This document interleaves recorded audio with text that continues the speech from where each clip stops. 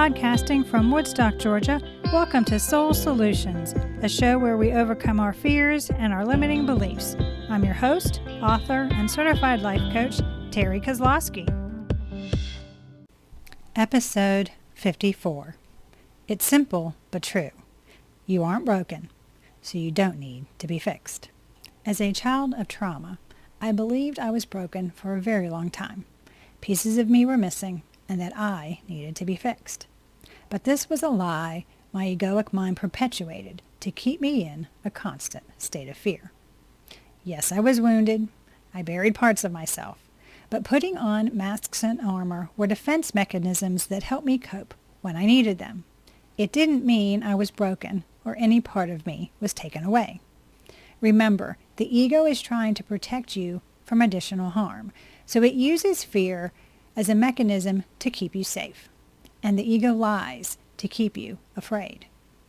I needed to understand that I was always whole underneath all the defense mechanisms, disguises, shields, and labels.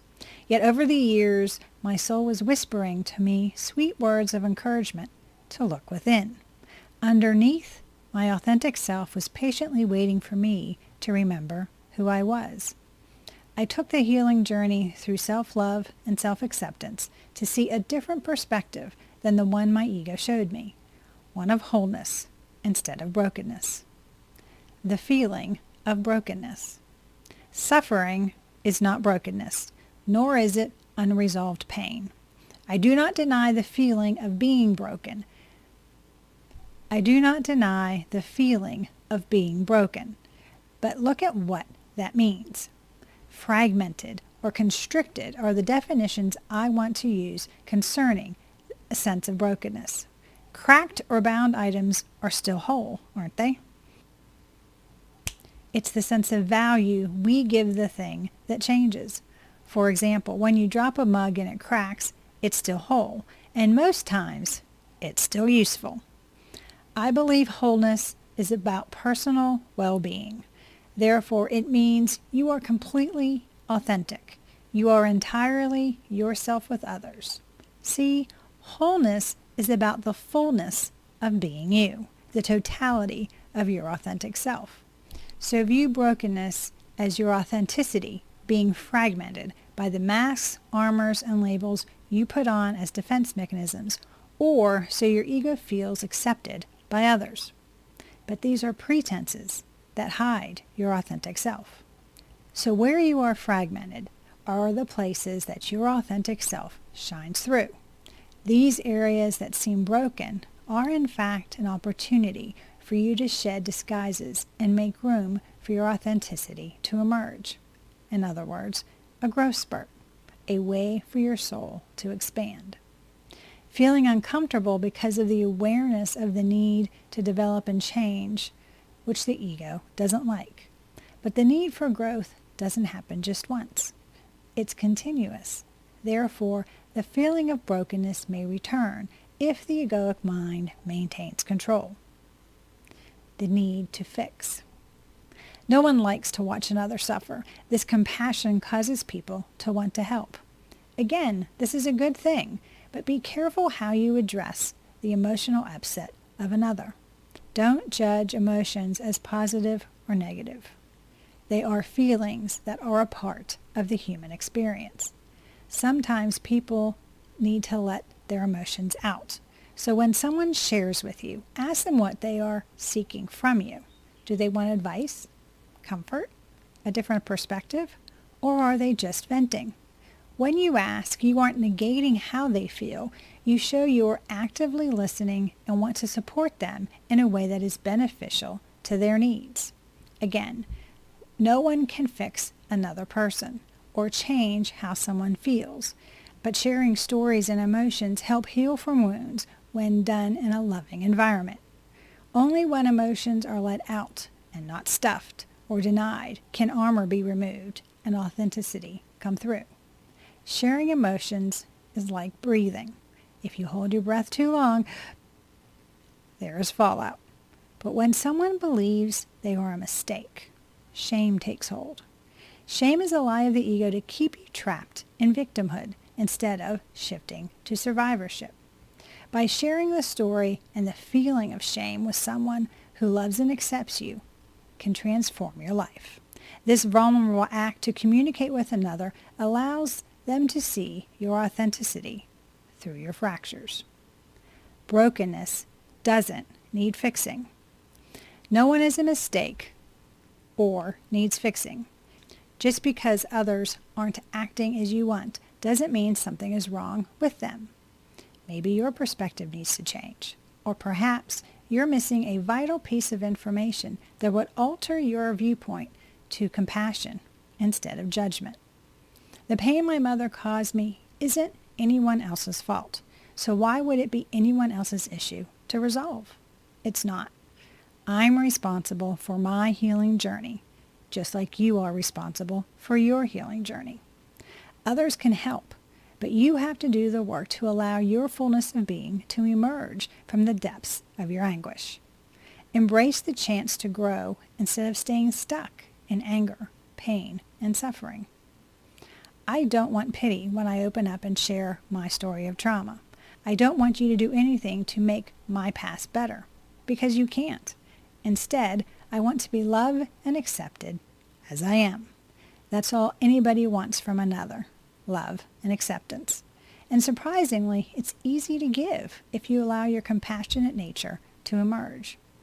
Besides, no one can fix another. It's an illusion of the ego to keep your focus off your healing journey. All you can do is respond with love in all your interactions, and through your loving kindness, help another. My husband, Philip, didn't try to fix me. Instead, he chose to love me despite the masks and armor I wore, because he saw my authenticity shining through my fragmented self. Love is the balm for brokenness. Love is the cosmic healing salve which allows you to remove the masks and armor that keep you fragmented. When you feel accepted as you are, even in your brokenness, it gives you an ability to explore who you authentically are. It shifts your perspective in ways that transform your life. Philip could see me before I saw myself. He chose to love and accept me as I was, in pain, suffering, and very controlling. I was afraid, and yet Philip loved my messiness and took me as I was. And he continued to love me through my growth, my changes, and still accepts me as I am now, a wholly transformed, authentic version of Terry. Love doesn't fix another. It transforms. Why? Because it shifts the experience from one of brokenness to one of acceptance. The power of a loving gesture or a kind word is immense when self-acceptance is difficult.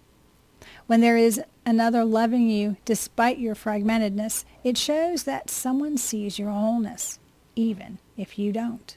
It's proof that someone has faith in your ability to become your authentic self. Philip saw my wholeness even though I felt I was shattered. He saw my authentic being shining through my fractures, and as I went on my healing journey, he continued to love me as I changed, grew, and developed into my whole authentic self. Moving forward to wholeness. All the answers to all the questions you will ever ask are within you, but sometimes you need someone else to listen to you to figure them out. This need to communicate with others doesn't mean you are damaged, something is wrong with you, you're problematic, or that you need to be fixed. You are not broken, and you don't need to be fixed. Healing from past traumas isn't about fixing, no matter how you feel. It's about recovering your authenticity that was fractured when you put on the disguises and shields to protect yourself. These defense mechanisms to deal with fear, stress, pain, sorrow, grief, anger, whatever, aren't serving you anymore. It's time to put down all this baggage from the past and allow your authentic self to appear. You are not your past, your pain, or your problems. So please don't wear them as part of who you are. They are not your identity. Instead, make the conscious choice to heal by loving and accepting yourself so the world can see your wholeness despite any remaining fractures. Do you need help to see a different perspective of brokenness and want your authenticity to shine through? Do you want a strategy to help you overcome the ego's limiting beliefs and live a successful life? If so, please reach out to me at terrykozlowski.com and we can put together an action plan to help you create the life you desire. If you want to learn more about how Philip helped me transform by loving me, you can do so by reading my book, Raven Transcending Fear. The link is in the show notes, or you can go to raventranscendingfear.com. Thanks for listening to Soul Solutions with Terry Kozlowski. If you'd like the show and want to learn more, check out terrykozlowski.com, where you can find the links to everything we talked about in this episode. Please subscribe to the show so you'll never miss an episode as we overcome our fears and our limiting beliefs.